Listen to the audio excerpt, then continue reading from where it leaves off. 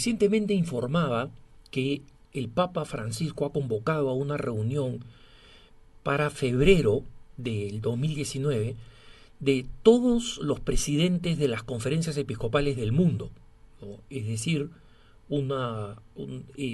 todos los episcopados, absolutamente todos, desde Mongolia hasta Sudáfrica, desde Argentina hasta México, desde los Estados Unidos hasta la Europa Central.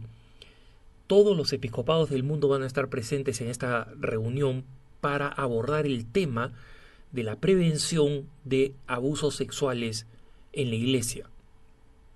Y varias personas han reaccionado con cierta frustración porque este tema que es tan urgente y que ha golpeado tantos países y la cultura que está alrededor del abuso, que es el clima de ocultamiento o de burocracia, de retraso con el cual se manejan estos abusos, frustra a mucha gente con toda razón, especialmente a las víctimas, ¿no? Y digo una vez más con toda razón. Pero hermanos, tenemos que ser conscientes que si bien la responsabilidad fundamental para cambiar esta situación y para crear una situación en la que no se repita este descuido, que es un descuido especialmente de los obispos, recae sobre el Papa, no porque él tenga la culpa de ninguna manera, sino porque él es la cabeza de la Iglesia. Y sé que hay algunas denuncias en Argentina que son muy importantes, que hemos venido cubriendo en Así Prensa, que son trágicas, inconcebibles, y que muchos de las víctimas dicen haber informado al Papa Francisco con anticipación. El Papa Francisco explicará de alguna forma qué pasó con esas denuncias. Pero el hecho real es que él es la cabeza de la Iglesia en consecuencia tiene la responsabilidad de manejar esta crisis y de conducir a la Iglesia a un proceso de auténtica reforma y purificación de estas historias de miseria que vemos por todos lados, recientemente en Alemania. Y es muy importante comprender, sin embargo, que la responsabilidad no recae solamente sobre el Papa. No va a haber reforma si no existe una Iglesia con una mentalidad de reforma. Y en consecuencia, esta reforma recae de manera importante sobre los obispos también. Y para ello es necesario que nuestros queridos obispos, y les digo queridos porque soy amigo de varios de ellos, y los considero muchos de ellos verdaderos héroes sobre cómo cumplen con su responsabilidad. Pero es necesario que los obispos cambien su perspectiva y no vean a los laicos que denunciamos estos abusos y que tratamos de encontrar una solución que no pase por los conductos burocráticos, sino que realmente el obispo se remangue las manos y cambie las situaciones críticas que se producen en los seminarios o en el caso de abuso sexual de sacerdotes. Y aseguren que al primer signo de esta conducta no sigan un proceso burocrático, sino que realicen una acción inmediata. Cuando digo no sigan un proceso burocrático, no me refiero a que no tengan que seguir los casos que tienen para si hay sacerdotes que tienen que ser expulsados del estado clerical. Ese es un proceso canónico relativamente largo que el Papa Francisco ha tratado de abreviar. Ya el Papa Benedicto había concedido más y mejor personal a la Congregación para la Doctrina de la Fe, que es la que sigue estos procesos, ¿no? Pero lamentablemente hay un número de denuncias que es mayor de lo que puede manejar la congregación, y la congregación tiene que darle un proceso justo, canónico, a los sacerdotes que están denunciados, porque sabemos que también hay casos de denuncias que son falsas. Entonces, el proceso, por su naturaleza, es un proceso que no va a ser rápido. Pero lo que los obispos sí pueden hacer rápidamente es escuchar las denuncias y actuar con más rapidez. Pongo el ejemplo de algunos casos que han surgido acá en Estados Unidos de cómo obispos buenos y recientes, no, es decir, estamos hablando de tiempos recientes, de cosas que no deberían haber pasado después de la crisis del 2002 y de las denuncias del 2002, que aplastaron a la iglesia en Estados Unidos. Sino me refiero a obispos que están en esta época ya cometiendo estos errores. Uno de ellos, uno de los obispos, ha admitido que cuando apenas llegó a su diócesis, hace 2 años, o sea, no estamos hablando de mucho tiempo, supo de una denuncia de abuso sexual de una persona cercana, de un obispo cercano, de una diócesis cercana.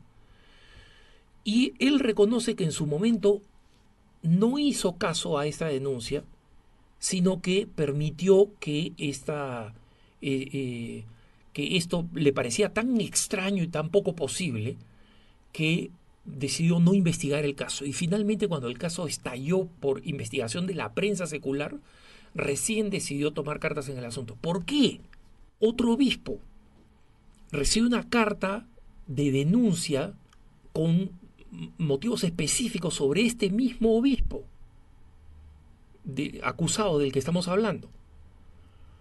Y resulta que la carta, cuando se hace público el escándalo por la prensa secular, cuando debió haber sido revelado por los mismos católicos, cuando lo hace la prensa secular, el obispo dice no haber sabido nada, y un sacerdote muestra la carta que le envió a este obispo gobernante, y el obispo dice, esa carta nunca me llegó. Investigando, se supo que él había pedido a su secretario que, como él recibía muchas cartas, estas cartas fueran revisadas por su secretario, y su secretario decidió responder diciendo, mira, la denuncia de contra este otro obispo no es un tema que toca a mi obispo. Mejor hazlo a la Nunciatura Apostólica. Y en consecuencia, el obispo al que iba dirigida la carta nunca la leyó. ¿Qué vemos en estos 2 ejemplos que les estoy poniendo? De cosas recientes. Vemos 2 cosas que no deberían pasar en la iglesia actual. 1, la incredulidad de los obispos respecto de las acusaciones. Hay tantos casos registrados en la historia y son abusos tan escandalosos y tan terribles que hoy en día el obispo no puede darle el beneficio de la duda a una denuncia. Tiene que escuchar la denuncia y tiene que actuar inmediatamente para investigar. Convocar al acusado, preguntar a las personas que están haciendo la denuncia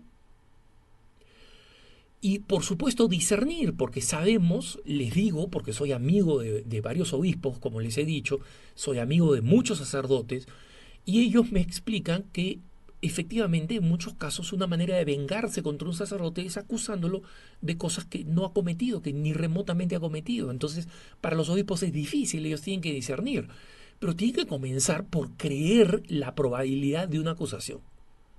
Y no pueden decir, no, es inimaginable esta persona. No, lamentablemente cuando hay una acusación, todos tenemos que ser sospechosos. No estoy diciendo culpables hasta que demuestren la inocencia, pero sí estoy diciendo que el obispo tome en serio las denuncias y diga, muy bien, vamos a ver en qué consiste esto realmente. Y no lo deje como el primer obispo que ponía de ejemplo, que dijo, no, esto es imposible, es muy bizarro. No. Los pecados son bizarros. Así es la realidad. Y esto no necesitaría decírselo a un obispo que ha sido obispo durante muchos años. Y en segundo lugar, decía, un primer problema, que es esta resistencia a creer las denuncias. Y el segundo problema es el problema de la burocracia. Un arzobispo, especialmente en una diócesis grande como las diócesis que hay en América Latina, que tenemos grandes arquidiócesis, no puede ocultarse bajo sus obispos auxiliares o su vicario general o su canciller u otras personas, porque estas personas fallan, como hemos visto en algunos reportajes que hemos publicado en Así Prensa. El obispo es el sucesor de los apóstoles. Él es la cabeza de la iglesia local. Él es el pastor. Entonces, no puede ser que él se escude, que sea inalcanzable y que haya que seguir un meandro burocrático para poder hacer una denuncia. Y yo he recibido testimonio de hermanos mexicanos, por ejemplo, que me hablan de la práctica imposibilidad de hacerle llegar una carta con denuncias de abusos sexuales de las cuales ellos han sido víctimas. Ni siquiera testigos, hermanos, ¿eh? Ellos han sido víctimas. Entonces tienen toda la información con pelos y señales. Y esta información no llega nunca, no reciben respuesta del obispo, del arzobispo del lugar. No reciben respuesta del nuncio apostólico. Acá hay que cambiar la mentalidad en que funciona la iglesia y los obispos tienen que escuchar a los laicos en esos pedidos. No estamos pidiendo nada irrazonable. Estamos pidiendo una iglesia que sea consciente y de obispos que sean pastores. Entonces, esa es la promesa de Ezequiel: os daré pastores, como se llamaba el documento, la exhortación apostólica que escribió el Papa San Juan Pablo II después del sínodo de obispos sobre los obispos. Entonces, Señor, danos pastores, no burócratas, no agentes, funcionarios, presidentes de directorio, gerentes generales, no, pastores. Los pastores cuidan a las ovejas. Y cuidan tanto a las ovejas que son capaces de dejar a las 99 para ir por la una que se ha perdido.